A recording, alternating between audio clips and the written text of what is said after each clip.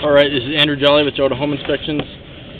We are at 973 East 35th Street in Ogden doing a sewer scope. We've got the camera pushed out just shy of 100 feet. My counter reset halfway through, and so I reset it to 0 so it's not showing the wrong distance. But we're right around 100 feet. This is the main line that you're seeing on the screen. This is water running from neighboring properties. And today is June 7th, 2021. We're going to pull it back and record it and see what we find.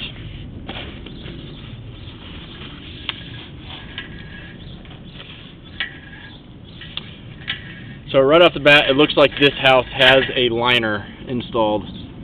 A liner is when you have an old pipe, and instead of digging it up and replacing it, you blow in a sleeve and then they harden it, and it's like having a new pipe. It performs in a similar way as long as it's done right and done well. Sometimes you'll get some ripples. You can see on the top right of the pipe, it looks like you have a little bit of a ripple. When you have those, waste can get caught on it if it's in the right spot, which can lead to a backup. So it looks like you already have at least a couple, which is not completely uncommon on a bend like that. Sometimes that's the nature of it.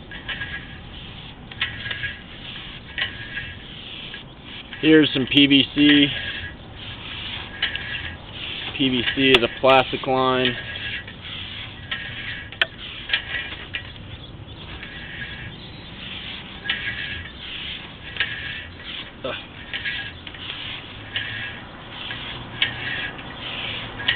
So far it's looking good. I don't see any roots. I haven't seen any standing water that indicates you have improper grade.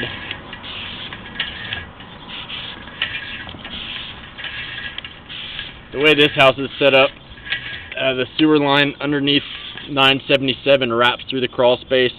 It starts up high, and then it's above ground until it's in the crawl space of 973, and then it goes underground and heads out towards the street. And so I accessed it from this 973 side because it's more of a straight shot, and since the rest was somewhat exposed above ground, there's less to worry about as far as putting the camera down it. So this is cast iron. This is what's throughout the crawl space. Cast iron gets rough and rusty over time. It can get so rough that it catches on debris, which can cause backups. It eventually needs to be replaced. This is the type of pipe where if you have a condition like this, a lot of times they'll blow a liner through it. But usually liners aren't done under the house. I'm not real familiar on why. It seems like they're always done from outside. Now we're headed back up the roof stack. Overall, it looks like it's performing the way that it should be. No standing water, no roots.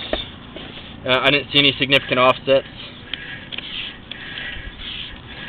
You have some old cast iron, which could cause issues anytime, and that's something to be aware of, because it'll eventually be needing to be replaced.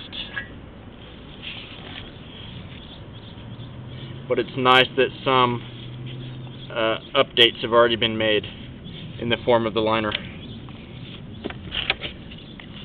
So I'm going to end this recording now.